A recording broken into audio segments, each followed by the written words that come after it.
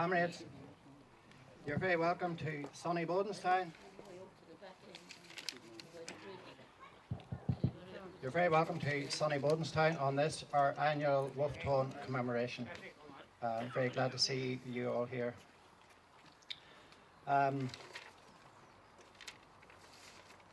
We gather here at Bodenstown every year to commemorate the life and teachings of Wolf Tone. Many regard Wolf Tone as the father of republicanism. And we in the Workers' Party would subscribe to that belief. Our republicanism is not one of flag waving, turning a symbol of unity into one of sectarianism. Our republicanism is based on the noble aspirations of Wolf Tone to unite the whole people of Ireland, to abolish the memory of all past dissensions, and to substitute the common name of Irishman in place of the denominations of Protestant, Catholic, and Dissenter. People coming here, they come from various reasons. We come here to renew our principles of socialism, which has its foundations in the writings and theories of James Connolly and Karl Marx, whose birthdays occur 150 years and 200 years ago this year. You will hear more about this later from Gavin.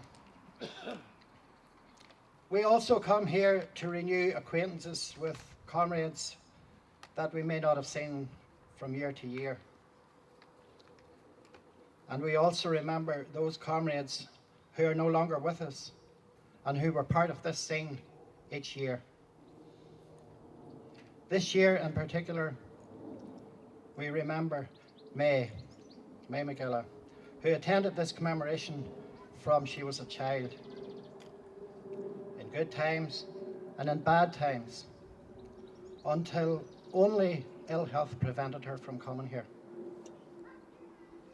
And as I look around, I can almost see an after image of May sitting here on the memorial behind me, smiling, sharing leaflets with the gathered. Such was her presence at this event. If Wolf Tone was the founding father of republicanism and Connolly the father of socialism, then surely we can regard May McGilla as the mother of the Workers' Party.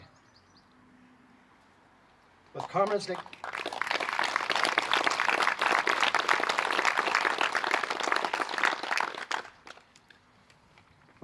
like May, we have set out on a journey to build a radical socialist party. We are not merely a party of protest spurred into action by the latest attack on our living standards. No, we are a party of builders. We want to build a society where workers can reap the benefits of their labours, not only for themselves, but for their communities and for their class. We want to build a vanguard party that will eventually bring about the ideals and aspirations of Tone, Connolly, and May McGilla. As Wolf Tone declared, our strength shall come from that great respectable class, the men of no property. Comrades and friends, we gather here today at the grave of Wolf Tone to honour the sacrifice of Wolf Tone and the United Irishmen, to learn and to think again about the relevance of their secular, anti-sectarian ideas in the modern era, and to reaffirm our commitment as a party to the Republican tradition. We in the Workers' Party are proud to trace our ideology back to the founding fathers of Irish republicanism, the United Irishmen, who left us with such a rich legacy of ideas. While fighting for separation from England, they were not simply Irish nationalists. They were radical egalitarian Democrats who saw that freedom would not be handed down from on high. It would have to be fought for by the men and women of no property. The Workers' Party, as a party of class politics, recognizes, like Tone and Jemmy Hope, that the men and women of no property are the class upon which a new republic can be built. Their belief in secular republicanism in a free and equal Ireland where false religious division would give way to the common name of Irishman remains central to the ideology of the Workers' Party in our battle for a secular socialist republic. We were proud to play our part in repealing the Eighth Amendment this year, and we will continue to campaign for abortion rights in the north of Ireland and for the separation of church and state and the construction of a secular state. We will also continue to build a party that can bridge the sectarian divide and unite workers across the island of Ireland. The bravery and sacrifice of the United Irishmen in building an organization that crossed religious lines and that sought to implement their Republican ideals in the face of a brutal enemy should serve as an inspiration for us today. It is fitting, therefore, to come to Tone's graveside to recall the sacrifice that generations of men and women have made for the cause of Irish freedom. In doing so, it is especially important today that we remember our comrade May McGilla, who sadly passed away earlier this year. The name May McGilla is a byword for loyalty to the cause. May's loyalty to the Workers' Party and to the cause of the Socialist Republic was unstinting to the end, and today would have marked her 85th Bodenstown commemoration. The defeat of socialism in Eastern Europe and the onslaught against the labour movement, which began in the 1980s, heralded an end to unfettered liberal individualism, which has deemed such loyalty unfashionable, and along with it class politics and the disciplined working class party. But we say that there is no greater cause than that of the Socialist Republic built by the working class. There is no more effective way of fighting for that cause than by combining together as a disciplined political organization, openly declaring its intention to transform society.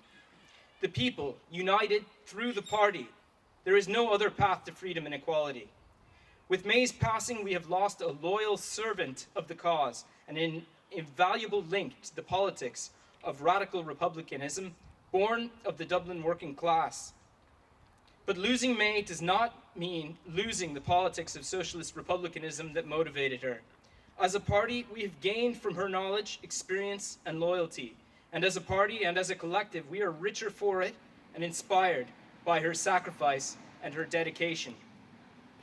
As the party which has led the way in joining republicanism to socialism, it is fitting that we also commemorate Karl Marx's birth, which took place 200 years ago, only 20 years after the 1798 Rising. Marx not only advocated the overthrow of the monarchies still reigning on the continent and putting republican governments in their place, he supported the establishment of an independent Irish republic. The common thread between the republicanism of Tone and Marx is that of a leveling, radical, democratic movement who disdained to respect the great and the good of the era. Just as in our time, there were those who laid claim to the mantle of republicanism, but who were happy to wine and dine with the financiers and rich of the day, for them equality did not extend to social equality. In recent years, we have seen how the establishment Republicans of Fianna Fáil and Provisional Sinn Féin are happy to wine and dine with the British monarchy, who remain the primary symbol of privilege and inequality on these islands, and to facilitate American multinationals with a low-wage, low-corporate tax economy. Like Marx, we know that in order to create an Irish Republic of liberty, equality, and fraternity, it is not enough to simply want it or to use the label of republicanism. A true republic must be based on the common ownership of industry, for only then will there be no elite capable of exploiting others. Only the working class has the social position and the material interest to socialize the economy. For Marx, only the working class represent the true interests of the nation because only they can realize the republic through the creation of a publicly owned economy. Our socialism, then, is not in opposition to republicanism. It is an extension of republicanism. It completes it. We will not surrender the title of Republican to movements motivated by religious and tribal loyalty or to ones marked by the craven bowing to Wall Street or Westminster. Marx not only advanced the Republican struggle onto an explicitly socialist plane, he pointed out the direction that that struggle must take, a class struggle, conducted in political form. In Ireland, this continues to be a valuable lesson, where too often republicanism followed a cul-de-sac of blind militarism and conspiracy. Since the late 1960s, the strategy of our movement has been to build a working class party that organizes the people to win the socialist republic. But a move towards politics means nothing if it is not based on the right principles and the right strategy. Lenin said, "One of the biggest and most dangerous mistakes made by communists is the idea that a revolution can be made by revolutionaries alone. The party of the working class must not isolate itself from the people. It cannot prioritize a purity of vision over contact with the people." The shift towards political action in the late 1960s was accompanied by a realization that only through involvement in popular struggle could the movement succeed. The hard work in the subsequent decades paid dividends as the party built up working class support. In Ireland, the principal radical opposition has been Republican, but modern conditions require that the Republic be realized as a socialist project. This in turn required that the Republican movement become fully socialist and merge into the existing labor movement, radicalizing that movement and providing it with principled leadership. The major progress by our party in achieving this was undone when the opportunists led by De Rossa abandoned the project and split from the party in 1992.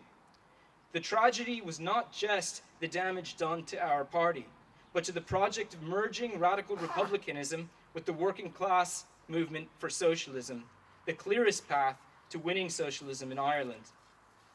Instead, the gates were opened for Catholic nationalists on the one hand and craven Blairites on the other to win political support in working class communities.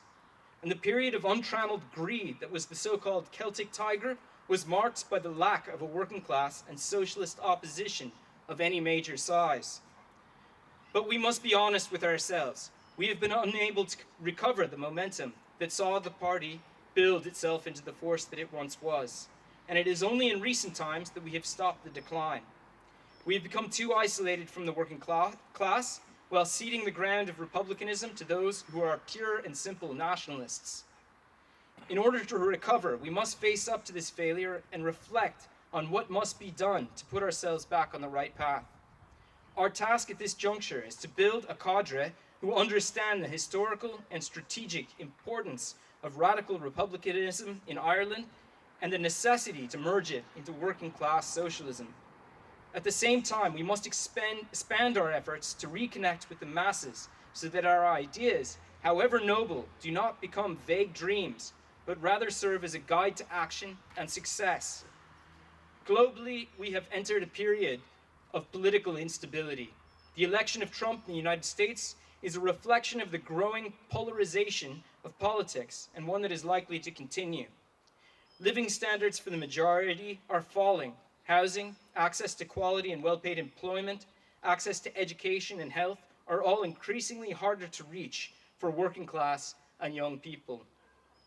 It is our responsibility as socialists and as members of the Workers' Party to help lead the struggles that will inevitably arise in the coming years as the people fight for a better life and a better society.